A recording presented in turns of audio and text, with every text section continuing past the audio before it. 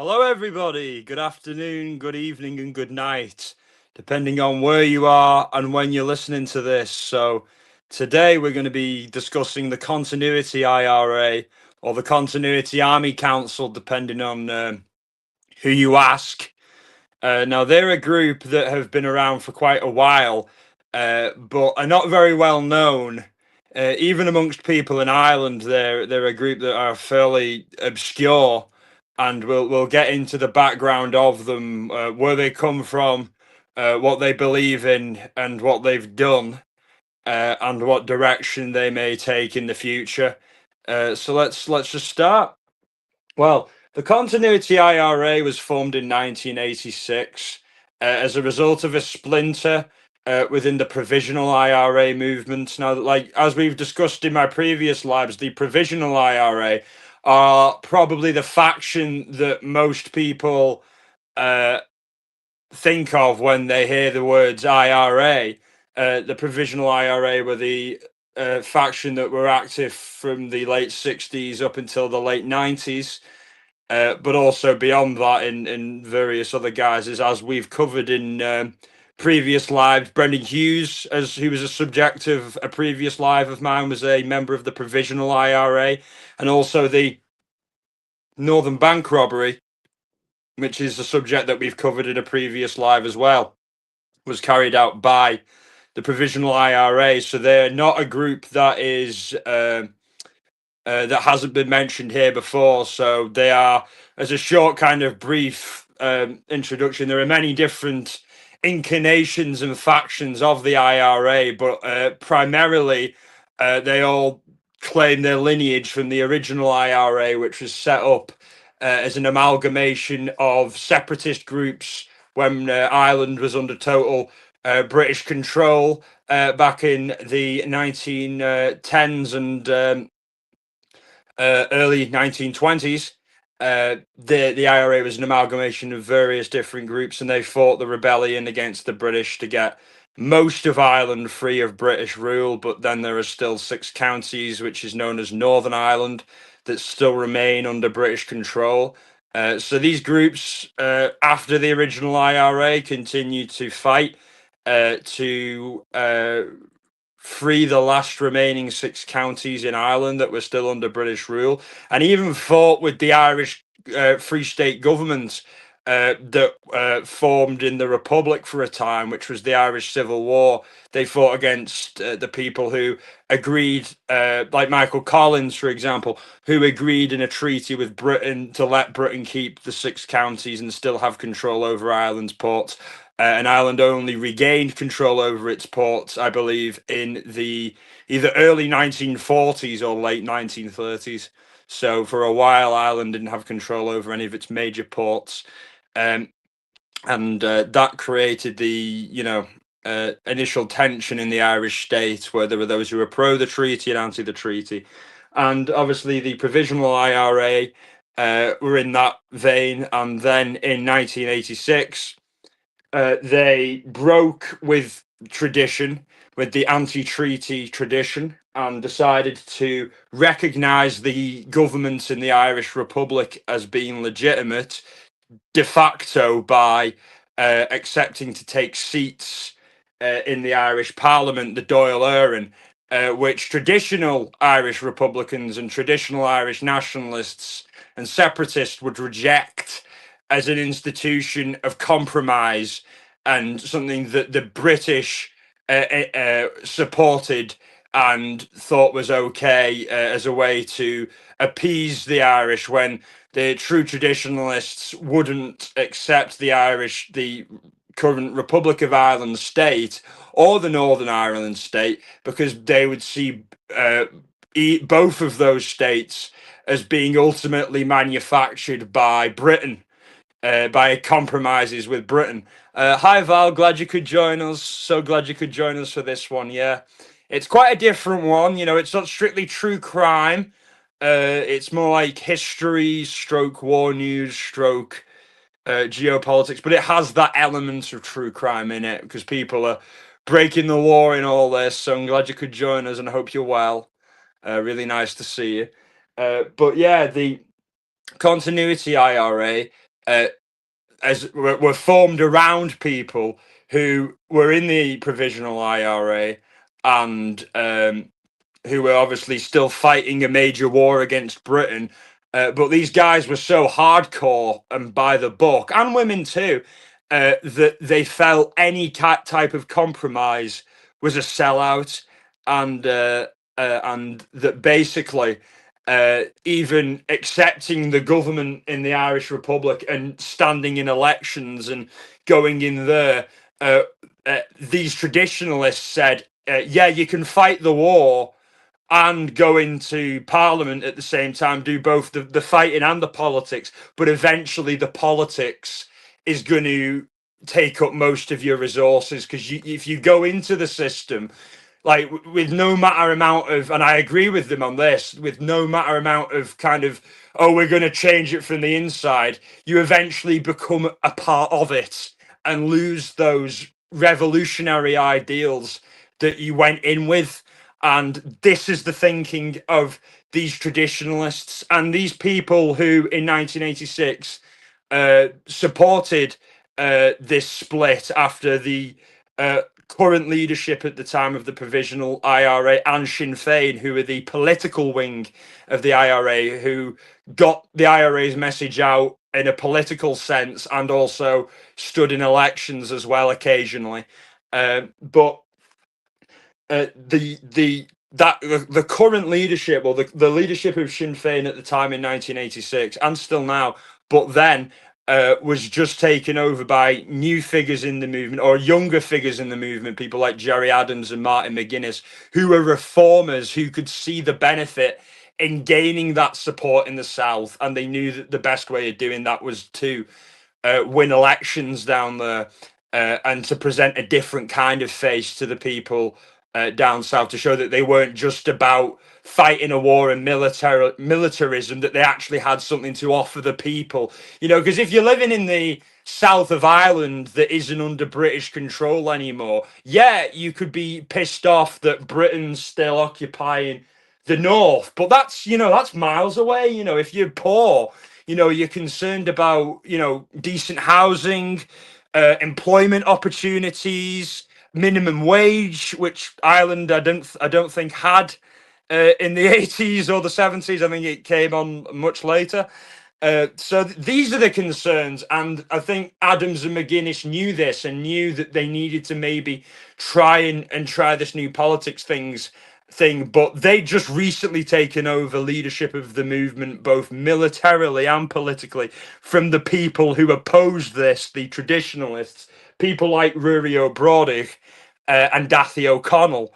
And as you'll know, Val, I have a dog called Dathie, who I named after Dathie O'Connell. And Dathie O'Connell came from my home county of Cork. That's where my people came from. So that's the inspiration for that. I always thought it was a nice name. Dathie is Irish for David. I always thought it was a nice name.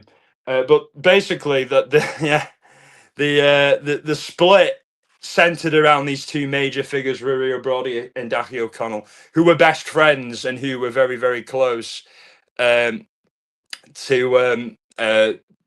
during the war. These guys had been involved since the 1950s in, you know, IRA activity, and were very much of the same kind of view politically. They were both staunch Catholics, very socially conservative guys, but guys who economically had a conscience, had a social economic conscience, to where they didn't agree with capitalism. They believed in socialism, but not the kind of woke socialism that we have now. You know, they were very much concerned with issues of, you know, the working class getting, you know, fair pay and fair representation in the job, as opposed to, like, you know, the things that we kind of associate socialists and the left with now, like identity politics and transgender and LGBTQ issues. These guys were very socially conservative, and you know, wouldn't have time for such things. You know, that and that was basically the view of most people in the movement at the time, that they were left leaning economically, but when it came to, you know, certain social and family values, they were very traditional and quite right wing. And that's what these guys were like. And O'Connell and Ruri O'Brody spoke at the Sinn Féin Ardèche in 1986, which is like the annual conference that the party has. Ardèche means annual conference in Irish. And basically, O'Brody spoke and said, look, I've been in the movement since the early 50s. We've seen time and time again people break away and form their own faction, their own wing, so that they could pursue the politics on one hand and the military side on the other. But eventually, he said, you'll be taken in by the enemy, you'll don the enemy's uniform, and you'll work with the enemy to persecute those who still resist the occupation of Ireland. And O'Brody was very right in what he said, and it was prophetic, which doesn't surprise me, you know, because he had seen all this happen before, and the people pushing this motion hadn't seen that really happen before. They were all pretty young people at the time, in their early 40s and mid to late 30s. You know, O'Brody in 1986 was a man who was an old age pensioner. He was in his 60s. So he had seen a lot of shit happen and a lot of things in the movement, and how people going down certain paths ended up, you know, and he was right. You know, he was very much right in his assessment of what would happen afterwards. Because eventually that would happen. Eventually, the provisionals, the people who O'Brody and Dathie O'Connell and their faction broke away from, eventually stopped the military side of things altogether, and started a peace process where they now are in government in Northern Ireland. But once, you know, the majority of people want a referendum on the future of Northern Ireland, the British government will facilitate that, which is something that they probably wouldn't have done in the past. So Sinn Féin, provisional Sinn Féin, are happy with that compromise and don't support violence anymore. And their wing of the IRA, the provisional IRA, don't exist in a military sense anymore. They kind of exist as an old boys club, where they do parades and stuff to commemorate their old members, and do functions like that, and meet at social clubs, but they don't really do anything like militarily anymore. They probably like they will defend their own members, because something happened in 2015 where one of their members was killed, and then they killed the guy who did it. So they will do things like that. But they're hesitant to, obviously, because their political representatives are former governments in Northern Ireland and are in control of the assembly, the devolved parliament in Northern Ireland. So that's the situation we have. And actually, today is Good Friday, which is the anniversary of the Good Friday Agreement in 1998. The Good Friday Agreement was signed, which basically meant an end to the most recent stage of the conflict in Ireland, known as the Troubles. Now, as we know, it still carries on, but on a much more reduced level. Back in those days, in the 70s, the 80s, the 90s, there was bombs going off every day. The British Army were on the streets in the north of Ireland.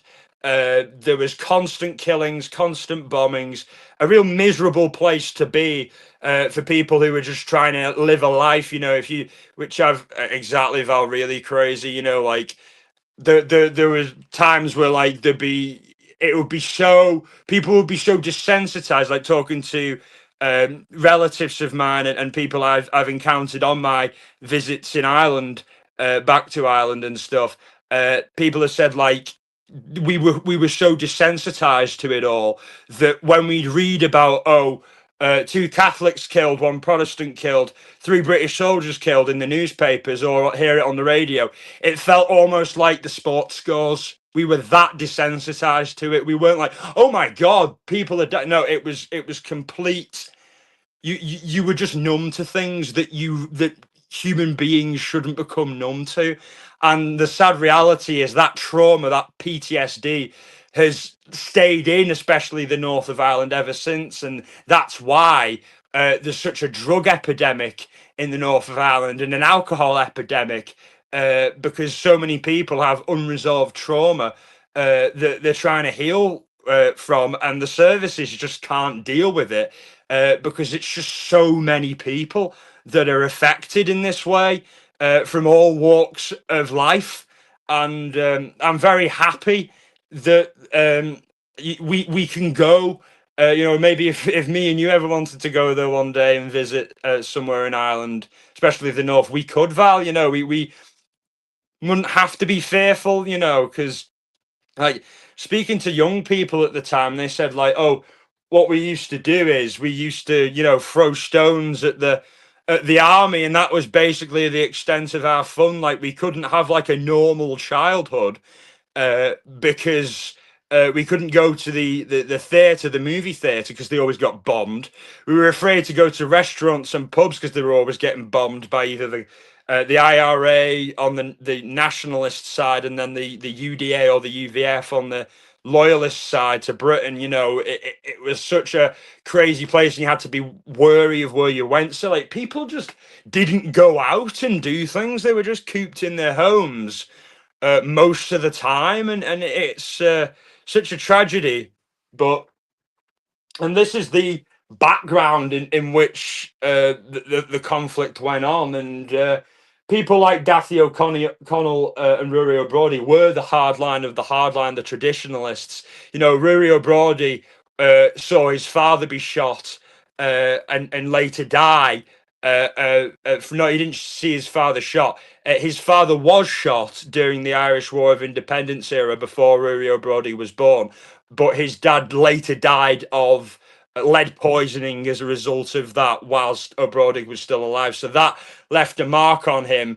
And O'Connell's family had been brutalized during the Irish War of Independence. So these are guys who had familial trauma, and that's why you can see why they were so hardline in their beliefs. And even whilst the IRA were actively at war, doing bombs every day, any slight kind of move of the goalpost, concession, softening of the position anyway, was totally unacceptable to these men and quite a few others.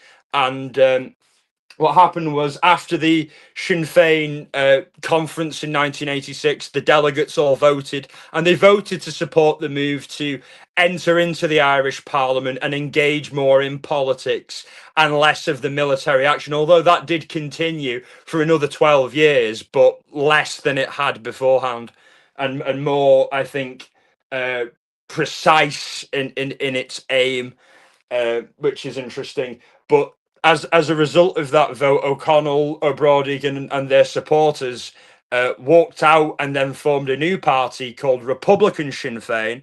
And later that evening, they formed another IRA called the Continuity Army Council, later called the Continuity IRA. And the Continuity IRA was formed in 1986, that night, the same as Republican Sinn Féin, but was kept secret to only O'Brody and O'Connell and some inner people in Republican Sinn Féin until 1994, and that was done carefully and precisely, and planned planned out by O'Connell and O'Brody, so that they could build up strength for the point where the provisional IRA, the people they split from, would inevitably give up the war, which they knew they were going to do, which they did do, because of the more focus on the political side of things. And that's what they were doing from 1986 until 1994, training, recruiting a few people that they could trust to keep it secretive, and acquiring arms, either stealing them from IRA arms dumps that the provisionals used to have, where they got defections and were able to get access to that weaponry, or perhaps acquiring it in the continent from Eastern Europe, which the IRA had done before, which O'Connell and O'Brody had done before. So it wouldn't surprise me if they had done that, rather than just pilfering from the arms dumps of the provisional IRA. And notably, the Continuity IRA and Republican Sinn Féin had the blessing of a very famous and respected original IRA veteran from the 1920s, a man by the name of Commandant Tom Maguire. And he was, at the time in 1986, the last surviving member of the second Doyle era. And so that was the second iteration of the Irish Parliament. And this was the Parliament before the treaty was signed with Britain, the compromise giving Britain the six counties and accepting the Irish Free State.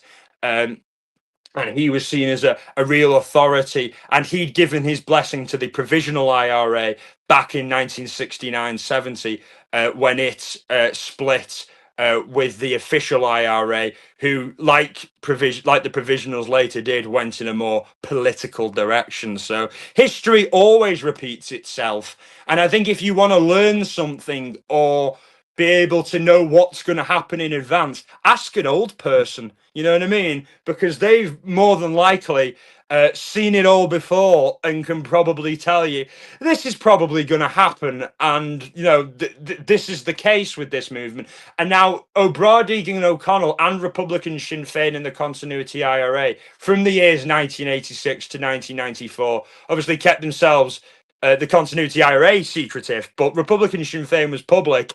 But didn't have many supporters or members, because a lot of the people were like in the IRA, were like the mainstream IRA, the provisionals, were like, well, we're still fighting the war. So what if they want to do elections? That's okay.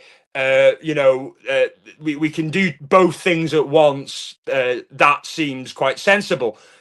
So that most people weren't too phased and didn't really believe O'Brien until it was too late, you know, until Sinn Féin had, a provisional Sinn Féin had, in the minds of many, sold out the Irish people, sold out everything that so many had fought and died for and suffered for, Irish freedom, for a compromise, for the ability to administer British rule in Ireland with promises that may or may not be kept later down the road. You know, these guys who were in the Continuity IRA and formed Republican Sinn Féin would only accept Britain leaving Ireland altogether as a way that they would stop any kind of violence. You know, to these people, they often would say, Ireland unfree shall never be at peace. Happy Easter, Cher. Glad you could join us. I hope you, Mark, and the girls are all having a nice Easter and have plenty of Easter eggs. And same to you, Val. Hope you all have a nice Easter and have plenty of chocolate, because I know I will. And today's show, we're discussing an Irish separatist group who recently tried to blow up a police station. So I'm giving a bit of a background on these guys, where they came from, what they are, you know, how they're, you know, I know it can be very confusing for people because, you know, there's so many different IRAs, and there's a meme that I've seen, you know, where they have the commercials where it's like, I can't believe it's not butter. You know what I mean? It's like, I can't believe it's not the IRA, because it's just so many different factions. But yeah, sure, it's pretty crazy. You know, things have been pretty calm in Ireland for quite a while on that front. You know what I mean? People aren't really used to these things happening anymore. So that triggered me to go, right, who are, you know, these guys still doing it? What do they want? Where do they come from? And like, what does this mean? How significant is it? You know, like, will this really change anything? And personally, I don't think so. I think these actions are far more reduced than they were at the height of, you know, the 70s, the 80s, the 90s. They happen every now and then. You know what I mean? These groups like the Continuity IRA, and there's a few others that still do it as well, will do an attack. And we'll go quiet for quite a few months, and then we'll probably do another one again. And then the police and MI5 will move in on them, bunch of arrests, and then they go quiet for a year or two, and then they regroup, and it's kind of a cycle, you know, and that's basically like what we'll be getting into. But the Continuity IRA, back to their origins. Um, they first made themselves known in 1994 when the mainstream IRA that everybody knows, the provisionals, called a ceasefire to enter peace talks with the British.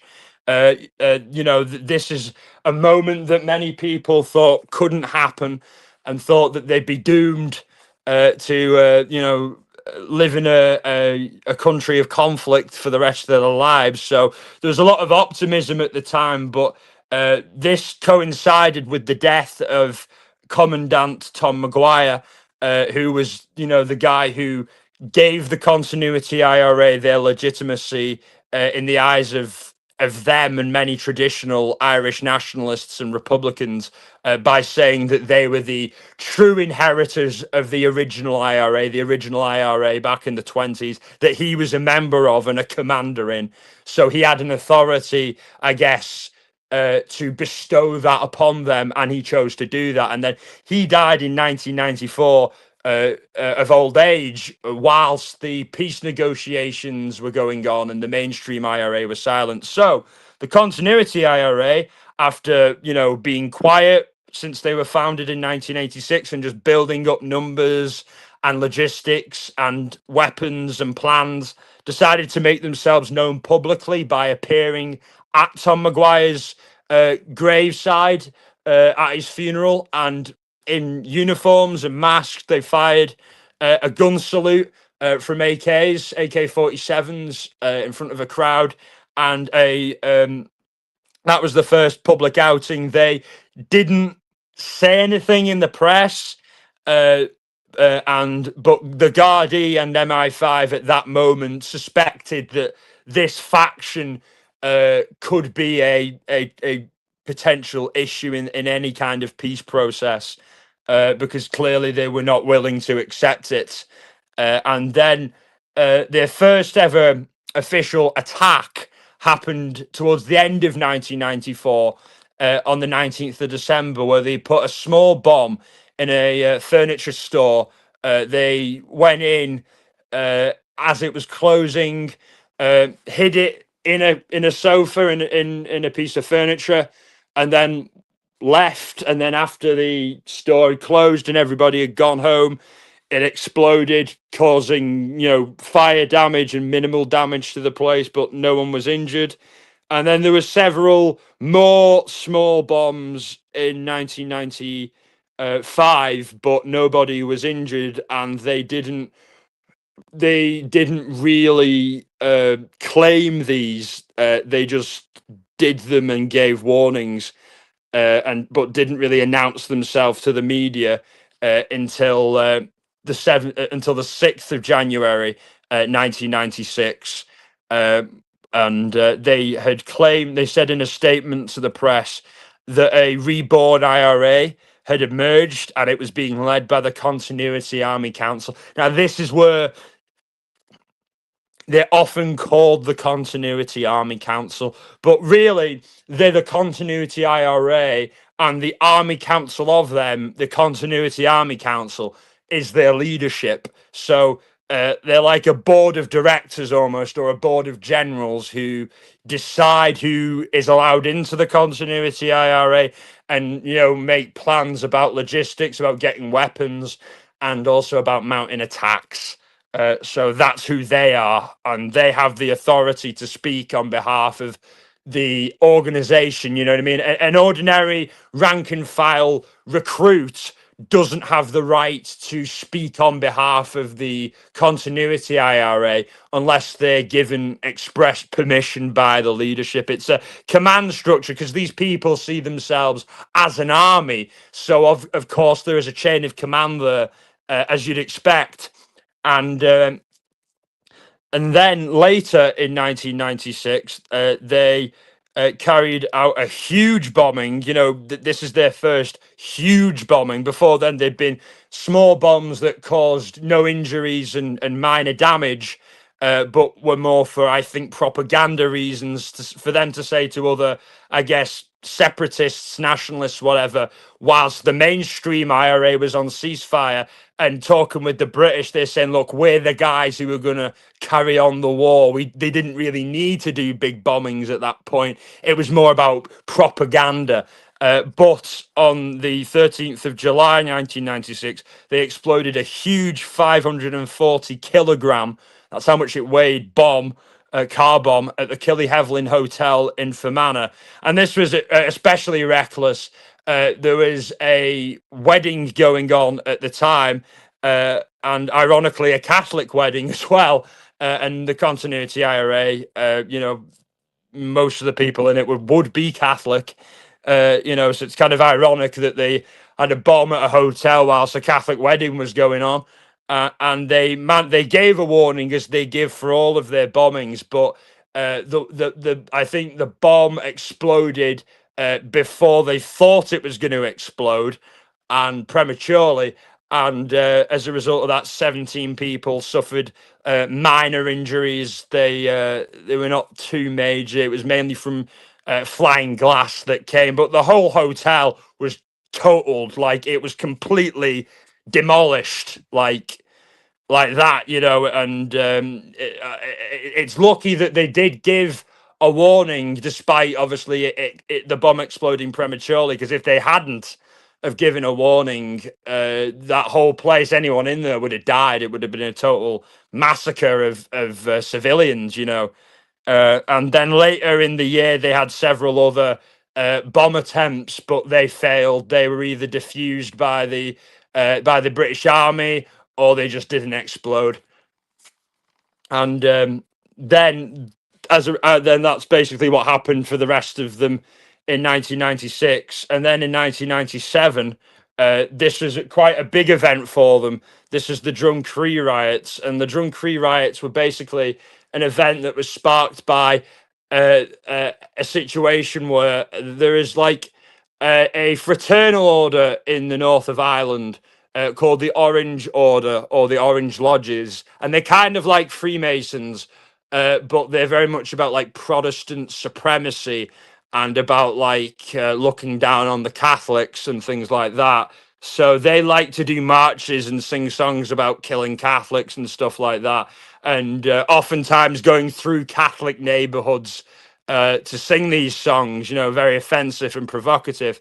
And basically, their marches sometimes are allowed to go through the Catholic areas and sometimes not. But these days, when they do go through Catholic areas, they're banned by the police from playing any songs. They're only allowed to just parade and march through there. They're very controlled about what they do. But in the past, these marches were a particular point of contention, and oftentimes resulted in riots and even gunfights and things like that from happening, as you'll hear now. On the 6th of July 1997, the Drumcree riots happened because the British government allowed the Orange Order to march through the Gavaki Road, which is a predominantly Catholic area, singing their songs and things about killing Catholics. So it was very offensive to the residents, and the entire Catholic population and nationalist population in the north of Ireland were in uproar about this. And then rioting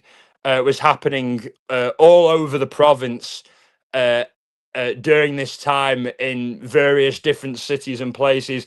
And the Continuity IRA used this opportunity to, for the first time, actively engage in combat British Army and British police personnel, which they did do. They launched a gun attack on Crown Forces, as they would call it. So people who were either police or British Army working for the British Crown in Ireland. They launched a gun attack on them in the Old Park Road, Cliftonville area of Belfast, whilst rioting was going on. And then they also fired shots at police and army in Andersontown, and they got a one confirmed hit. So this is the first time the Continuity IRA are in a gunfight with British forces, and this is the first time they get a hit, a confirmed hit.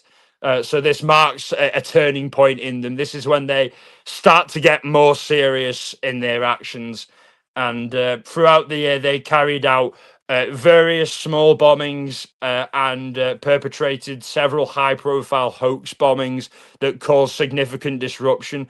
One example was that they bombed, that they didn't bomb, they put a hoax bomb, not a real bomb, on the what would Americans would call the interstate, but the motorway uh, leading from Derry to Belfast, and that caused significant traffic disruption. It's a big commuter route, so they were happy with that. You know, no one was injured.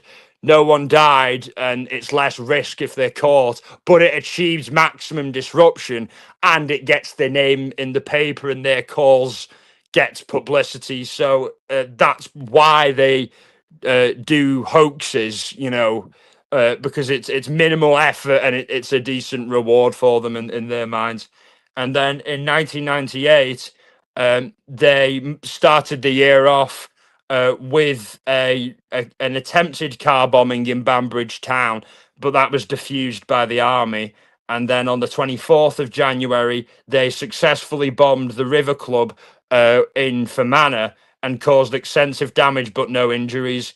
And later on the 20th of February, they bombed Moira police station, and 7 officers and 4 civilians were injured. This was a significant bomb, and I think to date that was their uh, largest bomb, second only to the Killyhevlin Hotel, which I mentioned earlier.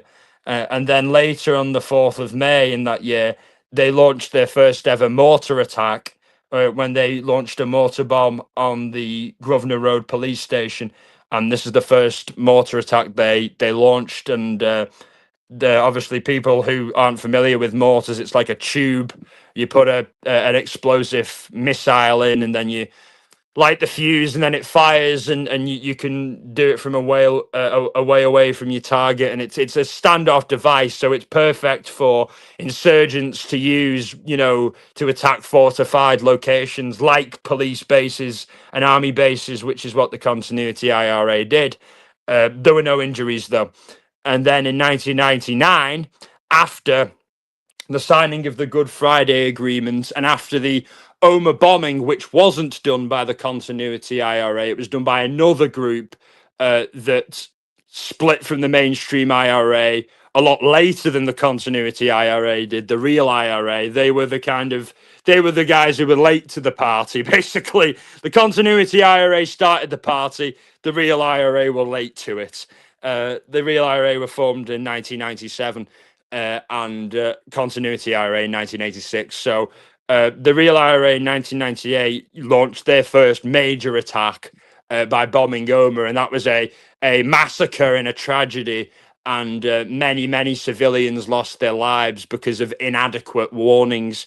And this is something that the Continuity IRA has in their history been able to avoid. They've never killed any civilians. The civilians have been injured by Continuity IRA bombs, but the Continuity IRA have never had one of their bombings or attacks turn into a massacre like the real IRA had. So as a result of that, the real IRA, who were gaining numbers on the Continuity IRA at that time, and obviously there was tension between the two as they competed for members in these early days of the, you know, the current phase of the conflict we have in Ireland were taking shape. But after Omagh, the real IRA got pressured from the provisional IRA and a lot of other people because of how many innocent people died in that atrocity. They called a ceasefire and they stopped. So the Continuity IRA took advantage of this and went on a recruitment drive and got a lot of former real IRA people and provisional IRA people to join them, and were quite emboldened as 1999, as that year started. And they were so emboldened that they made contact with Channel 4, a TV station, a TV channel in the UK, and sent them a propaganda video of members of the Continuity IRA in Derry with a American-made, factory-made grenade launcher, as well as a Magnum revolver and AK-47, showing off their their weaponry. The AK-47 and the Magnum, not too impressive, but the grenade launcher was, because it showed that the Continuity IRA were able to get guns, or like in this case, a grenade launcher, from places, overseas outside of Ireland. Because prior to that, most people assumed that the Continuity IRA were just stealing guns from the provisional IRA, the mainstream IRA, the most known IRA. But that was the Continuity IRA's way of saying, look, we're to be taken a little bit more seriously here.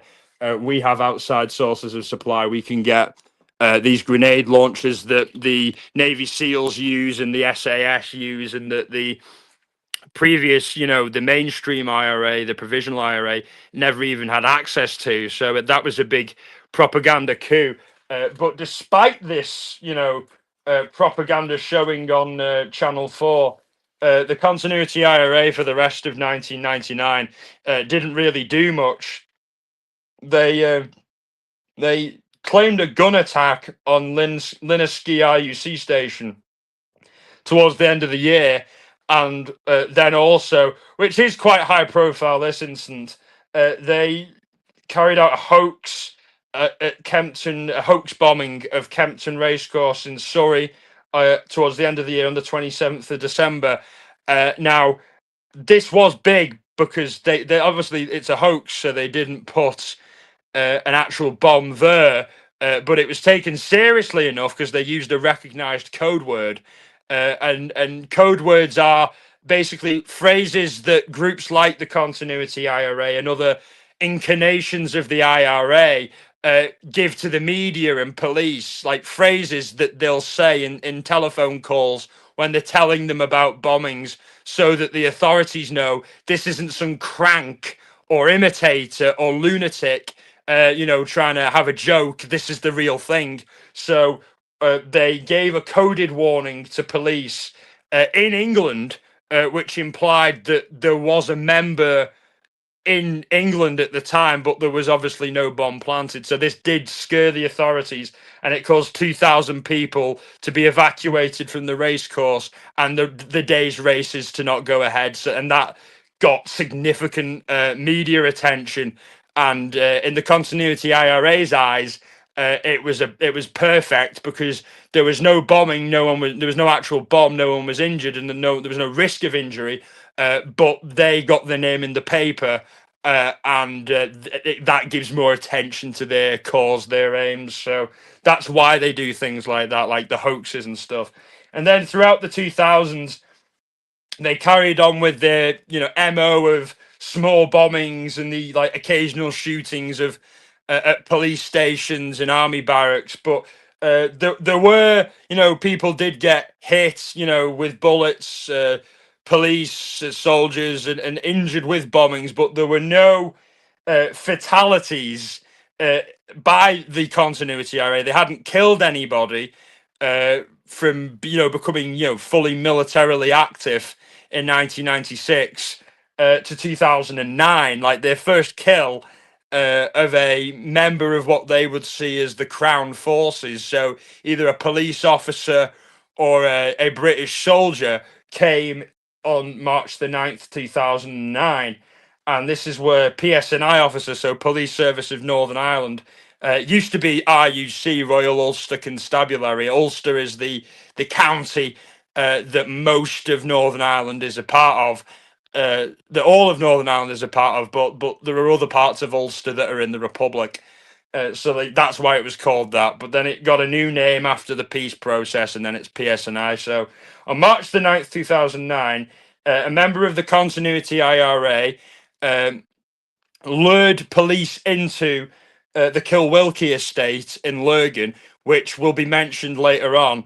And this place in Lurgan is a stronghold for the Continuity IRA. They have like quite a lot of members live there and are from there, and they have a decent level of support there. They've had quite a lot of rallies there, and they have had a lot of activity there. And this recent bombing that they did, where they attempted to blow up the police station in Lurgan, the bomb itself originated. The car that was used for the bombing was hijacked in Kilwilkie. So this estate, this housing estate or project, whatever you want to call it, is a heartland, is a stronghold for the Continuity IRA.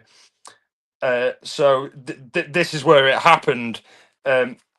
They lured the police in by saying that there'd been vandalism at a house. So probably a youth or someone, lower level Continuity IRA person threw a brick through a window, and then the owner of that house quite innocently called the police to say, "Look, someone's thrown a brick through my window. Can you come and check it out?" And then when the police showed up, the Continuity IRA gunman was hidden in a distance in bushes and fired from an AK-47, hitting one of the officers right in the head, Stephen Carroll, and he died on the scene. And two men were arrested and convicted for this, Brendan McConville and John Paul Wotton. However, their convictions are heavily scrutinized, and a lot of people, including me, feel that they didn't actually do that crime, that they didn't actually kill the police officer, that they were set up, that they were framed, essentially, because the police were under pressure to get convictions. And one of the men, Brendan McConville, had already been under police and army surveillance because he had a past of being in the IRA before the peace process, and they'd been watching him just to see what he'd been up to. So I feel that these guys were framed essentially, and that the convictions were rushed, and that key evidence was omitted from the trial on the basis of the fact that it came from a MI5 agent. So the MI5 claimed these guys did it, but they couldn't produce the evidence of the monitoring and the tracking of them. So, this case has often been called against McConville and Wotton as unsafe. But despite that, despite appeals, their convictions stand. And I, for one, think that that's wrong. And I think that these two men should be released, because I don't think that there's enough on them, because I've seen the charges against them and the supposed evidence. There's not enough, I think, on them. The one of them had a jacket that was found in a car that had gun residue on it, and it doesn't mean that they were the gunmen. You know what I mean? There could be a perfectly innocent reason as to why they have they had gun residue on their jacket. You know what I mean? They could have been shooting perfectly legally and legitimately, or they could have brushed past someone in the street who had actually done the attack. There's a multitude of possibilities. So that in and of itself, I don't think is enough to convict someone for a murder. But the authorities were under a lot of pressure to get a conviction quickly, to ease public panic that there was a return to the bad old days of these things happening frequently. And in the 2010s, the Continuity IRA really kind of went through a period of inactivity as a result of several splits. They had splits before, but the biggest split happened in the 2010s, where quite a large number of people in the Limerick brigade of the Continuity IRA split away because they were frustrated by what they saw as a lack of activity. But others would say that they split away because they had ambitions, to use the name of the Continuity IRA to make money, to extort drug dealers and criminals and things like that. And Limerick is a known hotbed for organised crime in Ireland, so that would make sense. And that faction that split away from the Continuity IRA eventually disbanded a couple of years later in 2017, and they don't exist anymore. And the only thing they did was basically a botched hit where they thought they were going to kill a drug dealer at his house, but instead of killing him, they killed a repairman who was totally innocent. And that's the only thing that those guys ever really did. And, that really just says it all. However, the 2010s, they were pretty inactive, but in September 2011, on the 17th of September 2011, they did do something quite, notable. They fired an RPG-7, a rocket launcher, at a police Land Rover. However, there were no injuries, but it caused significant damage to the Land Rover. Now, these aren't just normal Land Rovers that the police in Northern Ireland drive. They're like armor-plated, bomb-proof type of things. So even if a bomb does explode near it or a rocket is launched at it, there's a chance that the people inside may not get injured.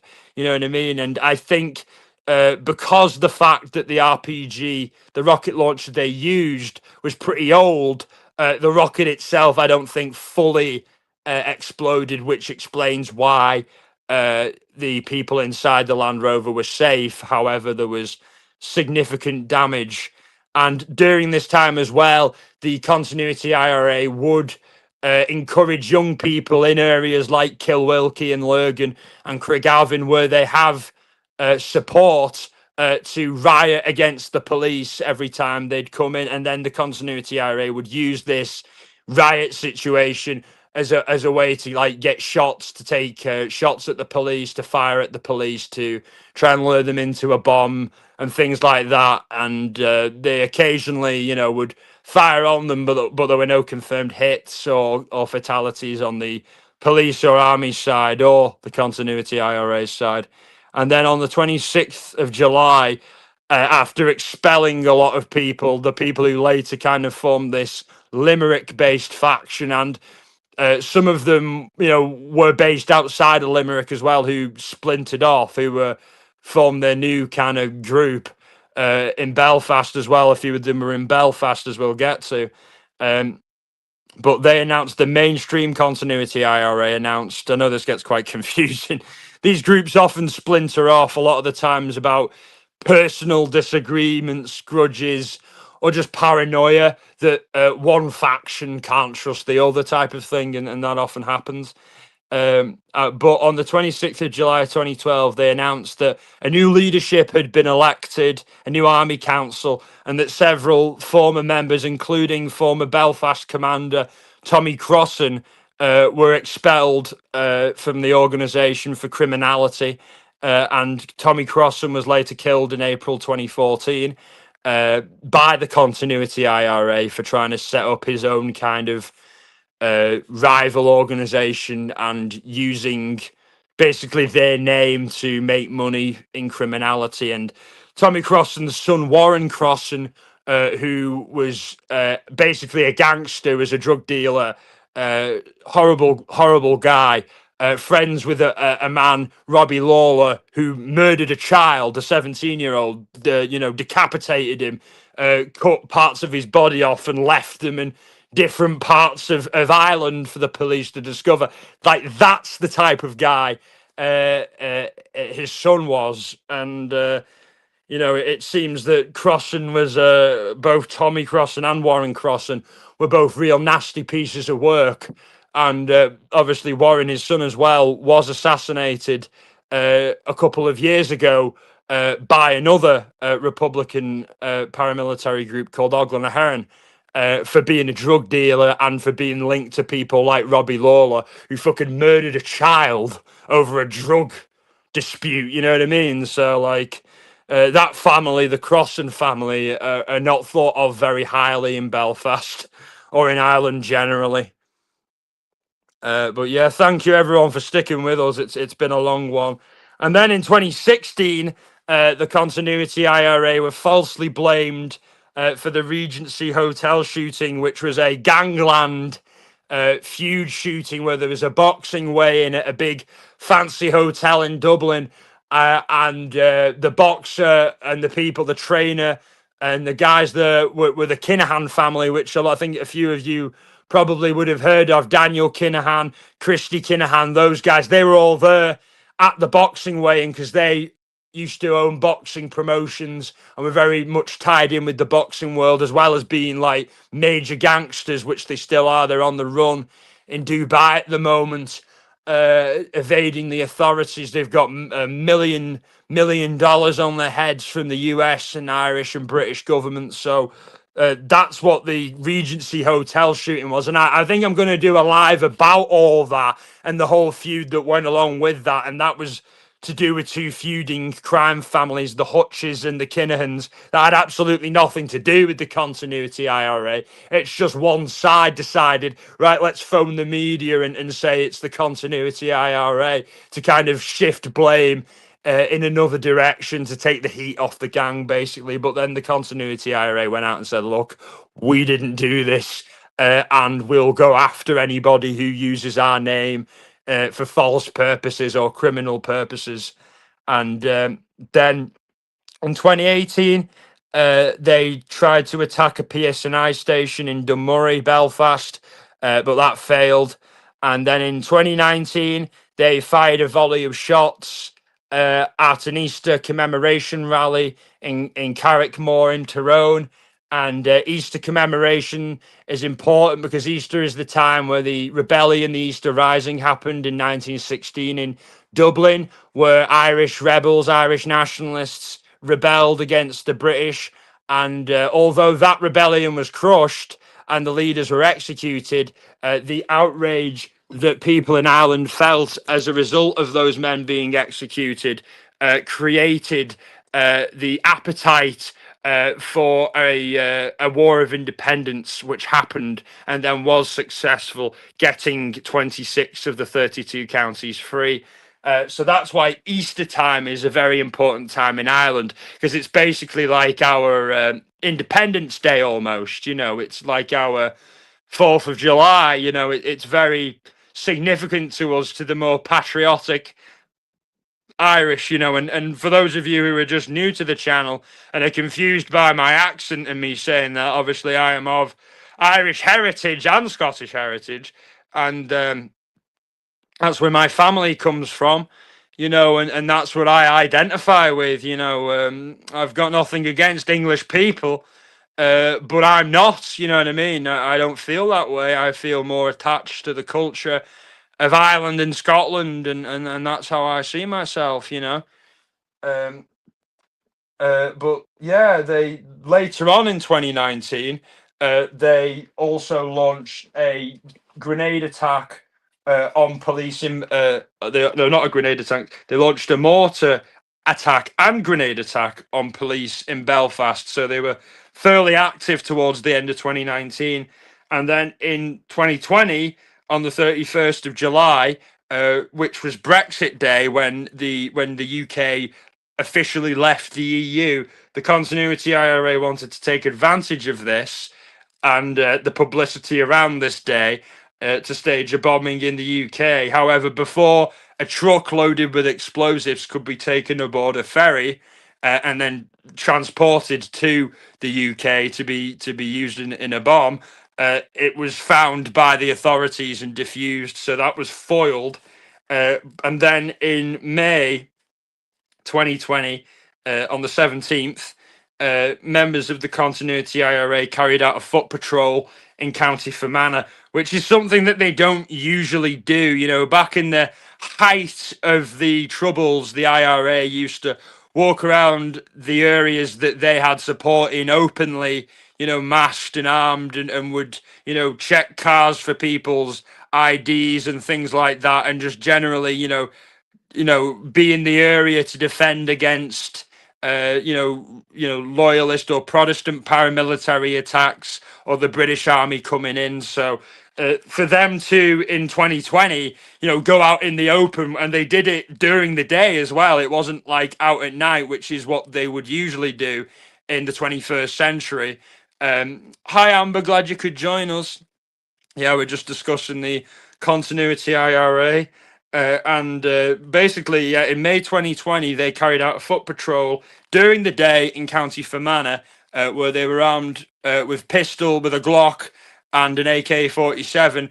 And two members of them, they stopped cars and just handed out leaflets about their cause and things like that, and as a form of a recruitment drive, and then also fired shots over an IRA memorial at a nearby cemetery. So that was more a propaganda PR for the camera type operation. And then in the 14th of January 2021, that unit, the IRA, the Continuity IRA Fermanagh Brigade, launched an attack against the PSNI, Police Service of Northern Ireland helicopter that was dealing with a hoax bomb that they used to lure them in. They fired from a Dragunov sniper rifle, which is a Soviet sniper rifle, and it's a very good precision rifle. It can be effective from very large ranges. You know what I mean? It's very good. But the police tried to deny that happened. But I'm fairly certain that attack did happen, and that the police were anxious to understate the significance of the Continuity IRA in Fermanagh as to avoid, I guess, public panic. Because I don't think there's any need for that, because their attacks are infrequent and sporadic. But I think with people's memories of the conflict in Ireland, that people their anxieties and their PTSD can be triggered by these things pretty easily. So it doesn't surprise me that sometimes the authorities may want to keep a lid on certain things, to ease people's anxieties, but also to make sure that tourism isn't affected, because tourism is a vital part of Northern Ireland and Ireland as a whole's economy. The amount of people that go to Ireland, go to Belfast, go to Derry, go to Dublin, go to Cork, go to all over the show to experience Irish culture and ways. If things like this are making the news, it might put people off. So I think that's the logic behind all of that. And now we get into the recent attack that happened that I've been talking about at Lurgan Police Station. Now, recently, just before I went live, a group called the New IRA claimed responsibility for that attack. But I personally think that the New IRA is lying and that they didn't carry out that attack because of the area in which it was carried out. Like I said, a pizza delivery driver, was hijacked at 10:30 p.m. in the Kilwilkie estate. And earlier in the live, I mentioned Kilwilkie is a stronghold area of the Continuity IRA. If there's any paramilitary activity going on around there, it's not going to be the New IRA, who were a splinter group of the group I mentioned earlier, the real IRA. I know it gets confusing. But they're another group that are also, fighting. But they've never had a presence in Lurgan or Kilwilkie, apart from a few of their members are from there, but never really, were active in that area. But the bulk of paramilitary activity in Lurgan is to be accredited to the Continuity IRA. And like I say, the Kilwilkie housing estate is a hotbed of Continuity IRA support and activity in recent years. So as soon as I heard that it had happened in Kilwilkie, the hijacking of the pizza delivery guys, so two masked men who were both armed approached a pizza delivery driver, held him at gunpoint, and then put a bomb in the back of his car and ordered him to deliver it to the police station in Lurgan. And then he did that, and then he alerted the authorities about what had happened, and they carried out a controlled explosion of the bomb. And this is, significant, as this is something that hasn't actually been done in a while. It used to be done quite often. It's called proxy bombs, where like they threaten someone else into actually delivering the bomb to an area like a police station where there's going to be a lot of security around, and it may be difficult to just park up outside unnoticed and then walk away. They're going to have people on security and stuff checking for that sort of thing, of course. So that's the thinking behind that. And I think, despite, like I said, the new IRA claiming it, I feel it was the Continuity IRA who carried it out. And whether the Continuity IRA will speak to the media and say, look, the new IRA claim is false, we actually did it, here's some details that the media don't know, etc., etc., etc.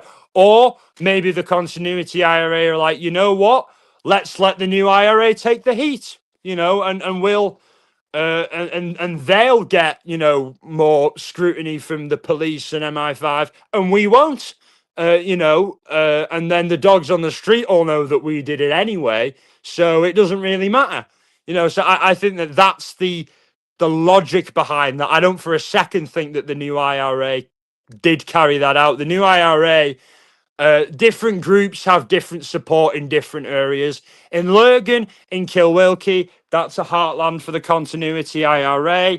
In Derry, in the Cregan or the Bogside Estate, that's where the new IRA are strongest. And in Belfast, that's where Oglen a Heron, another group, are strongest. And these are the three groups that are still kind of on the scene today, still sporadically carrying out attacks.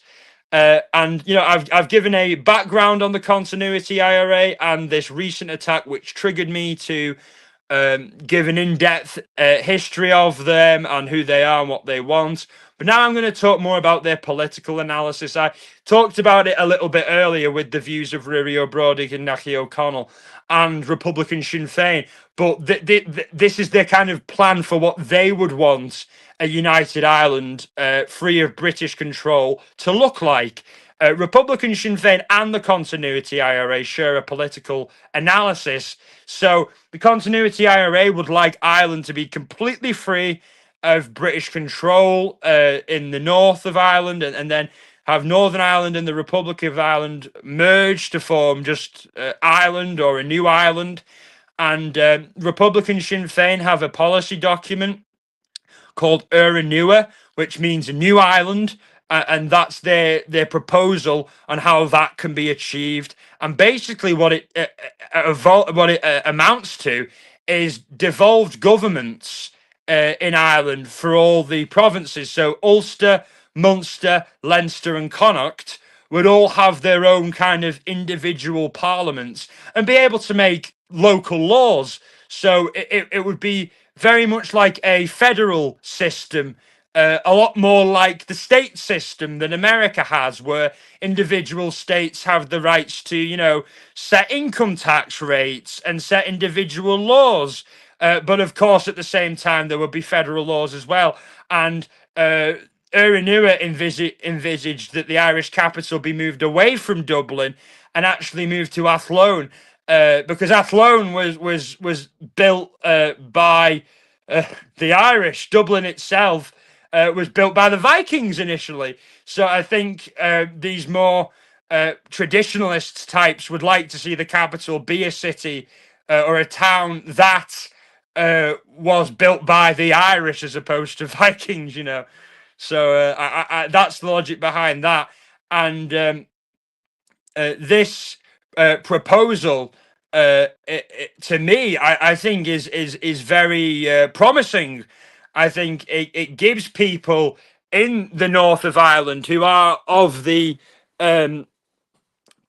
Protestant unionist variety to still have a big say over the way their province or their country, as they would see it, the north of Ireland, Northern Ireland, is governed. Despite them not being under British control anymore, they would still have a big say on the way the affairs are governed. So they'd still be able to, show and identify as British and have their values in their areas, have their values. I think that whilst I think that, the Continuity IRA should, try and talk and negotiate and stop fighting and try and negotiate with the British and Irish governments to get a full withdrawal of the British forces and government from Ireland. I think this is what they should do right now.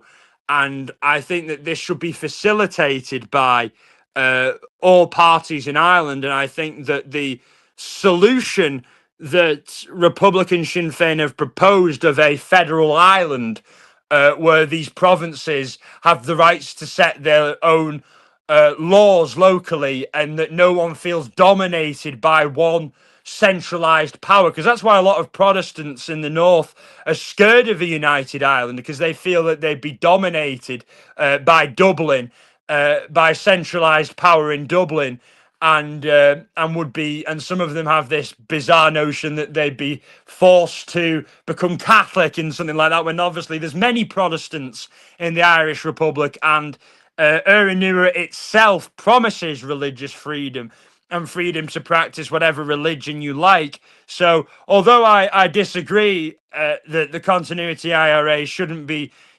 shooting and planting bombs, I think the proposals that their political representatives are putting forward to create a lasting peace in Ireland are very reasonable and should be considered by the British and by the Irish governments as a document and a blueprint that could lead to what it says, a new Ireland and a new peaceful Ireland. And I think that system of federalism, like in the United States, is a good one, is a good model, and should be adopted. So, like I say, while I disagree that bombing and shooting your way to political aspirations is the right thing to do, I think it's the wrong thing to do. I agree that the outline that their political representatives have put across is a damn good one, and I think would, if implemented, lead to a peaceful Ireland.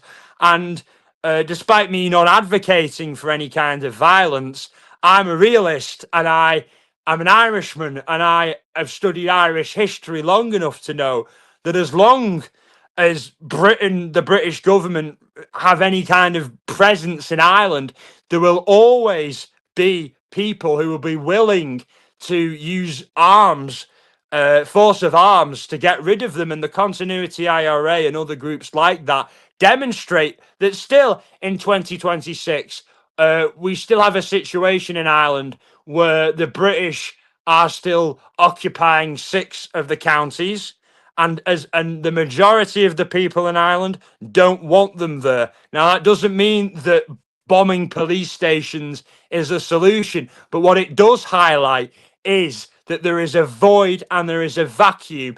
And so that vacuum isn't filled by people who are violent, I think serious conversations need to happen now about the future of Ireland, about Ireland's future. And I call on a referendum for all of Ireland, for the people of all of Ireland, to decide the future of Ireland, north and south, and for that to be honoured and implemented by both the British and the Irish government. And I think that only that can lead to a peaceful and a truly united Ireland, because I don't want to see any more conflict. I don't want to see any more trauma in Ireland. Ireland has seen too much trauma, too much conflict, too many young people have been buried. Too many young people have spent a long time imprisoned as a result of the conflicts in Ireland.